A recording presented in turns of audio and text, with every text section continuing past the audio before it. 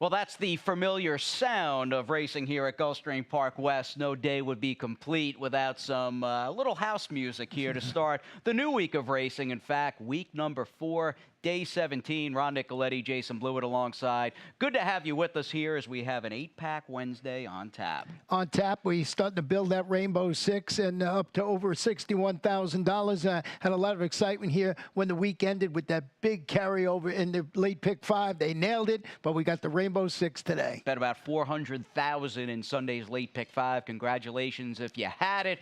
Bunch of our good friends had 4 or 5. You got a couple of bucks for the console, but you know what? Today's a new day. We're back in the mix with the new slate, and here's a little rundown as to what's on tap as we start again day 17 at about 1:20 p.m. Super High 5 and the early pick 5 both kick off in race number 1, and as Ronnie mentioned a few moments ago, 60,000 plus. Begins in race number 3 with that Rainbow Six. And full circle, like we always do, race number 4, kind of an early bird late pick 5, as we like to say on these 8-race abbreviated cards.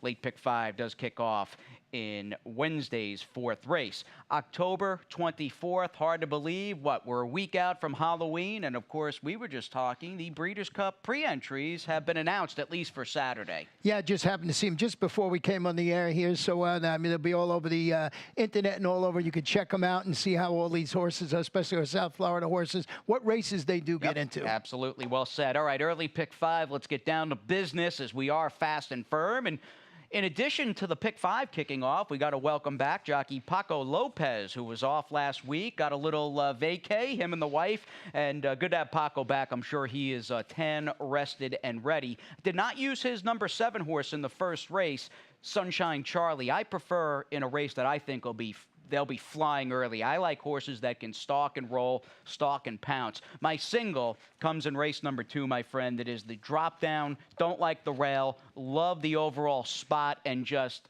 the notion of the number 1 overpromised for that 8,000. Yeah, it looks like the logical one. And I don't know about singling it, but you got to take a stand somewhere. Yeah. Dude, Oxborough scratch. That's a bit, in my opinion, that's the biggest scratch on today's card. Yeah, I had the horse in second because I was really liking Dancing in the Heat, so I didn't lose too much in there, so we'll see how that horse runs in there. Wednesday features excellent. Fillies and mares on the turf, field of 10, in fact. That is a race that if you just put your thumb over the date and I said, what track are we at? Where are we running? You might say wintertime at Gulfstream. Yeah, I love that race, and I got my long shot in there with Surprise Wedding. Glad to see you use that horse on your ticket. September 21st, Jersey Rose and Always Venezuela.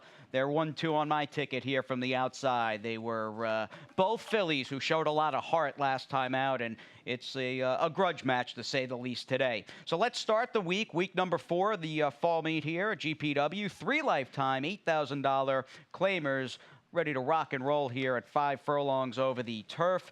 And I see you've got the number 4 in his image, who's the speed horse I like the most. His last race, too bad to be true, right? Drop it to the 8 level after setting the pace is the odds on choice, and he just got a leg worry past the 8 pole when he finished 4th his local debut at the 12-5 level. It's Juan Arriagada, Romero Mirage returning on the Son of Austin, of course.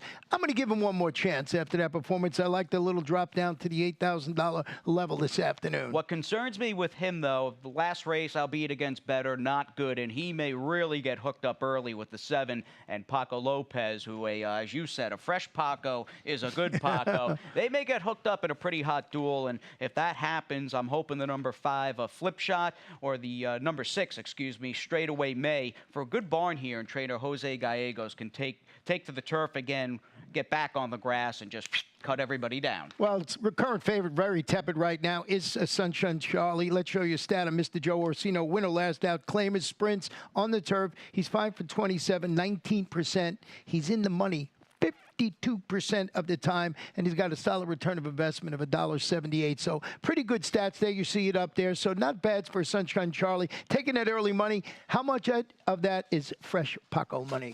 Fresh Paco money? Most of it might be Paco money. They bet his horses early on like few riders on this circuit, and that goes for the year-round colony. Here's race number 2 as we get on the main track today. Field of 5 are ready to knock heads here after a couple of scratches of the Deuce Pokerist and the 4 Outrun. 3 lifetime, $8,000 claiming race. And like I said, Don't like the rail per se with the 1 over promise, but I do like the placement here for 8 Gs. Yeah, getting some major class relief after returning from the layoff across town. Bumping at the start, he failed to show his usual speed. I think it cost him at the start, but that was against 16 optional claimers. This is the spot. 500 in second, and number 3, Eclas, I moved up when I had a scratch of one of my horses in that race. All right, for Antonio Sano there and Sammy Camacho, as with the early double down, we focus in 60K and counting. Rainbow 6 after this quick timeout.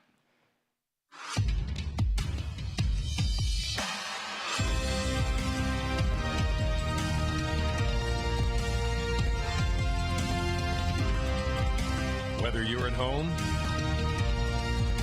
or at the track, have a stake in the race when you bet with ExpressBet. Sign up for an ExpressBet online betting account and receive up to a $500 sign-up bonus. The Fall Turf Festival is underway at Gulfstream Park West. Mark your calendars, because on Saturday, November 10th, Gulfstream will be offering 8 stakes for Florida breds, 3 on the turf, totaling $600,000. There will be 4 races for 2-year-olds, many with aspirations of competing in the winter and spring classics. Don't forget, you can watch and wager on Gulfstream Park West races in our world-class Silks Simulcast Center, located on the 1st floor at beautiful Gulfstream Park. Join us at Gulfstream Park and Gulfstream Park West on Saturday, November 10th.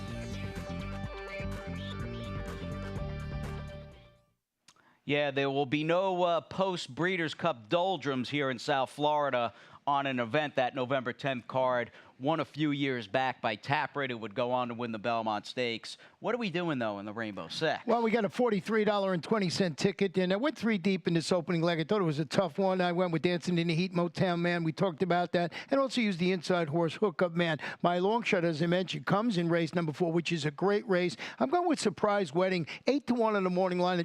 I like this horse. It's simple as that. Has run well on the turf. Now, my best bet is in the next race, and it's the 5 Tappett's Last Dance. It just had a host of trouble last time out for Armando de la Cerda. So I didn't single it, but I thought he was a logical one. There you see my ticket, $43.20. Boy, do I need a Surprise Wedding. Not for me. I mean, my horse. Yeah, I like Surprise Wedding, too. She is a consistent filly, just hits hard. And I think just with her ability, looking at what she's capable of, that is a good spot for her to make some noise at what Ronnie thinks and said. It'll be a decent little price there against a good field in today's featured 4th race. Now, again, we lost Oxborough. That's a pretty big scratch for a couple of reasons. Talent and speed that may firmly put the ball in your top picks court. The number 3, Dancing in the Heat, who's now the speed. Yeah, and a 5-time winner who is 4-1-0-2. That's 4 starts, a win and 2/3 on this track. Making his first start, he got carried wide. He finished 4th. It was a 12-5 condition claimer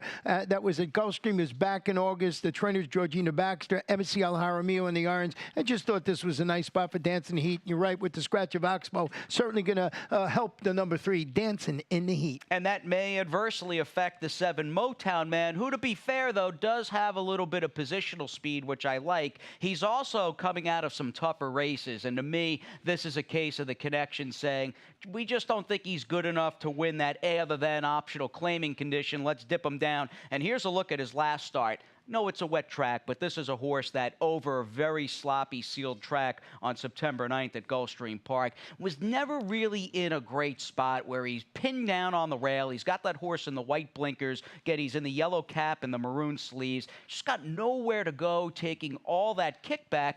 And I Have a Jedi, who won the race, has improved greatly. This was a pretty good field, and I do like the way Motown Man, once he was able to get clear and get at least 2 or 3 passes off the fence, was able to rally and muster up at least a little bit of interest. I like the drop today to 16,000. Yeah, and I really respect what the trainer Dave Casson does, Miguel Vasquez in the saddle. I like this horse this afternoon. Not as much as Dancing in the Heat, but I got him on my Rainbow Six ticket, as you saw. And the inside horse, number 1, Hookup, is stepping up to the next level. Was pretty good beating those 2 lifetime claimers. Got to see if he can do 2 in a row. Not the greatest thing. I'm not a big fan of from the rail winning 2 in a row, but that horse ran really well last time out. All right, compact field, but I do see Antonio Sano and Georgina Baxter. Antonio 2 deep on the Classic, also eligible list with Gunnar Rivera. And again, paying any price for Georgina is the first AE in the Breeders' Cup Turf Sprint. So fingers crossed, hopefully both our South Florida favorites get to run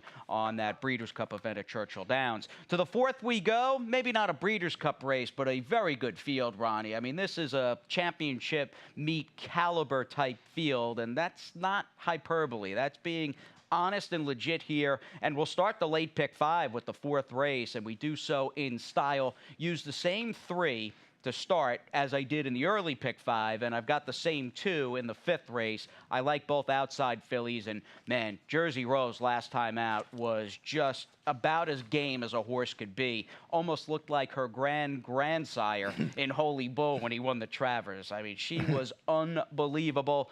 I don't have a single and opted to step it up to $54. I just didn't know where to go as far as anchoring the ticket. I almost, Ronnie, I got to tell you, in the 7th race, stood alone with the 3 Cool Mover. But I also like your top pick, Tiz from Boston. Yeah, I thought Tiz from Boston, Victor Barboza, John Barnes has a good chance in there. So Tiz from Boston on top of my ticket. But I use your horse too there. And the last race, I went 3 deep in mail myself. I went with the 7, 12, and the 3 in there. So I've got 3, 5, 12, 2/3 of Ronnie's trifecta, if you will, in his Rainbow Six, as we all chase 61,000 plus in that Rainbow Six carryover. When I looked at this race a few days back, I saw Unbridled Courage. I know you've had a thing for her over the years, and I wasn't sure if you'd pick her or not, and sure enough, she's out of Ronnie's Super. However, she does have some back class, and we thought we'd give her a little respect and some acknowledgement here. Whether you like her or not today is a moot point. She's done some good things, and, well, this is a watershed moment for her back on July 14th when she basically won a tight photo over the Todd Pletcher train, No Sweat, in a very gritty, resolute type fashion here. She's dropping down to 62.50 today, or 62.5 rather. These are pricey claiming tags in this one. Unbridled Courage, one of many in here with a chance. Yeah, this one I really struggled with Unbridled Courage, using it on my ticket, but I backed off. I mean, I've been this horse's biggest fan in the last couple of races, but I just was so enamored with Surprise Wedding that I kept going there. So I just thought Surprise Wedding, as I mentioned throughout this show, that was returning to the turf, rebounding from her problems in the $100,000 sheer drama. She clipped heels in that race. She comes back, she rallies, she beats 62,500 optional claimers, going 7 furlongs in the main track. But she's good on the turf. She's 2 for 4 on the money on the grass. Want to show you stat on Mr. David Forks. Horse is going turf to dirt, sprint to route, limited sampling. He's 3 for 38, 8%, 29% in the money. I'm not holding out against him because I really like Surprise Wedding this afternoon. You're outside. I am towards the inside. You get good connections, but the 2-bit Acora is also well connected with Peter Walder and Miguel Vasquez. And I look at her and I go, I have no idea what happened in her recent start last month, September 14th. She is obviously a way better, more talented filly than she showed. And if you get one of her good races, she's got every right to be right in the mix this afternoon, because I thought she was better than ever for many of her races over the summer and spring for Mr. Walder. Yeah, she just hasn't fired in the last couple, and I don't know the reasoning why, so I didn't go that way. But I have it on 4th on my ticket for the exact reasons you mentioned. If she fires a good one, she could win it. I know I mentioned there were some shades of Holy Bull's Travers in talking about the late pick 5. I'm not comparing the two, but you could see for yourself as we come up on this 2-year-old filly, $12,500 claimer on the dirt at 5.5 furlongs, just how resolute Jersey Rose is. She is the number 1. She was hounded as the inside speed throughout, and of course she's coming out of the same September 21st race as always Venezuela. Jersey Rose, to me, Ronnie, even watching this race and getting prepped for the card this afternoon, she looked beaten a few different times throughout the stretch run. I'm not sure what happened meanwhile with the 3, always Venezuela. She basically was pressing those 2 for the lead, dropped back suddenly, and then she got a second win and re-engaged there. through the final furlong. But watch Jersey Rose, man. White blinkers inside. That horse to her outside in Bargainair has got her dead to rights, and Jersey Rose somehow, someway was able to come back and just deny her the win in just an unbelievable performance. Yeah, and that kept a record unblemished, 2 for 2. And what I like about this, the connections keep this horse in a logical spot with these 2-year-olds at the 12-5 level. Jersey Rose going for 3-1. Always Venezuela going to try and re-rally this afternoon. As Jason, we just showed you in that video. I thought that was a logical horse, and I closed it out with Claudia's Warrior from the Steve Town barn, who got me across the wire last time out in the maiden. Going to see if he could do it against winners here. But Jersey Rose, that horse was nice. Yeah, she ran well, and nice little rivalry there with Victor's horse and Always Venezuela. Here's the 6th on the afternoon. This might be the guesswork race to an extent. You've got some 2-year-old fillies, many of them lightly raced. It goes with the territory. Many of them either firsters or trying the turf for the first time. 20K maiden claiming tags. I've got basically 3 logical horses in my late pick 5, and I do see you and I both like the second time starting Armando trained horse. De La Cerda, of course, the 5, Tappett's Last Dance. Yeah, debuting locally for Mr. Armando De La Cerda after eventful first start across town in which she broke slowly. Go back and look at that race. She raced wide and she still managed to finish third. Thought this was a good spot for her. You Sandrift in second. And I want to show you a stat on Mr. David Forks, 2-year-old, first-time starters in sprints on the turf. He's 6 for 18. 33%. He's in the money 56% of the time and has a positive return of investment of $4.14. But I like Tappett's Last Dance. I think this is a logical spot. Sandrift, and then it's a secret. I got in third. All right, it's a secret there. Shh. For Ronnie there, capping his try. Don't tell anybody, folks. But you can get this man's picks, my picks, and everybody else's, the Espanol gang, the Cache as well, over at GulfstreamPark.com 24/7. Moving on to the 7th race. This is our last event today on the dirt. Nice going 2 turns here as we come up on the this 1 mile, 2 lifetime, 6250 claimer in the 7th this afternoon. And I'll tell you, Ronnie, the nice thing about this race is the 2 turns. It adds a really intriguing wrinkle and variable, and a horse like the number 3 Cool Mover, who in his last race, closing weekend at Gulfstream, was the number 6, and you can see just how dominant this horse was. Beat very little, but as they say, did it the right way. I'm very anxious to see, because many of these horses over the spring, summer, and early portion of the fall, they rightfully are more or less 1-turn mile specialists, because that's the configuration over at Gulfstream. Today, different ball game as they have to negotiate the 2 turns. Yeah, I think this horse is going to run very well. Certainly lived up to his name when he made that cool mid-race move and just drew off. You could see it right there, 1 for fun. But I did go with the 6 Tiz from Boston. He's going to try the 2-turn mile locally after responding his first race after the claim by Victor Barboza Jr. with a distant second-place finish. But that was 10 two-lifetime claimers going that 1-turn mile. Want to show you a stat of Mr. Barboza. Second start after the claim, roots on the dirt. He's 8 for 19. That's 42%, 79% in the money, and a $2.56 return investment. Now, that's second after the claim in route races, and that's exactly what this horse is doing today. Yeah, no doubt. 2 turns, 8 furlongs here in Miami Gardens, fast and firm. So Cool Mover, Tiz from Boston for the 2 of us, the only 2 that I used in the late pick 5. Are they the only 2 you used in the Rainbow? Yeah, definitely. Yeah, 2-bagger for Ronnie and I. Hopefully we can get through race 7. One more for you. Last call is a turf nightcap here.